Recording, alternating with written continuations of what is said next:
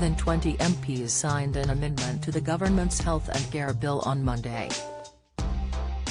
The move, supported by 18 Conservative and 8 DUP MPs, could have ensured interoperability of data and collection of comparable healthcare statistics across the UK. But by plotting a rebellion, the group of Unionist MPs could put even more pressure on Boris Johnson, 57, and his government.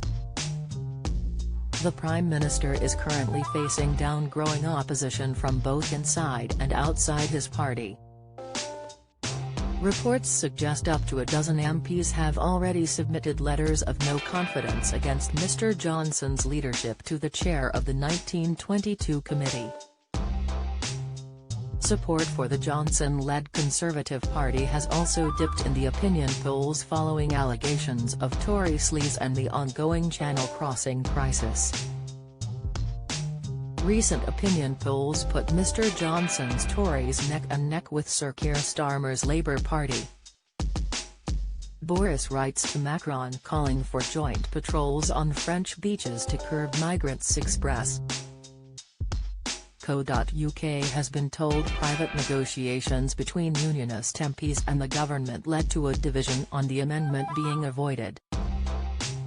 However, a source close to one of the Unionist MPs said, "We are already in talks to add in the Lords if the government doesn't give us a concession." The source also claimed the group had enough support to force the Prime Minister to rely on support from the opposition benches. "We have the numbers to make the government dependent on the opposition," they warned. It is said the concession agreed to by MPs and the government involves negotiations with devolved administrations or an alternative proposal before the bill reaches the upper house. But the source claimed such a move was merely a time-buying exercise and suggested the UK government is keen to appease administrations at Cardiff Bay, Holyrood, and Stormont. MPs who were signed up in favour of the amendment include ex-Tory leader Sir Ian Duncan Smith, 67, former Health Secretary Matthew Hancock, 43, his predecessor Jeremy Hunt, 55, and DUP leader Sir Geoffrey Donaldson, 58. Politicians associated with the so-called Conservative Union Research Unit were also among those backing the amendment. According to data shared with Express.co.uk, waiting times are much higher in Labour-run Wales than they are in Tory-governed England.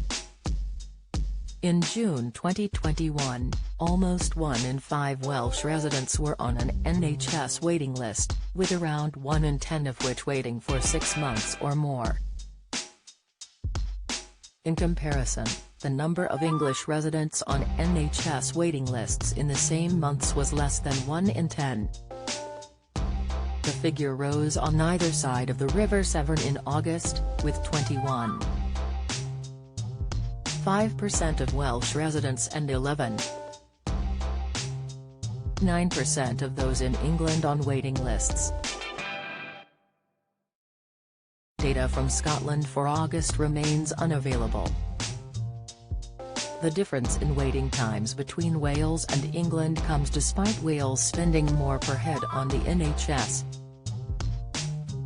Wales spends £2,402 per head on the NHS. However, the figure is slightly lower in England at just £2,269 per head. Additional reporting by Jack Walters.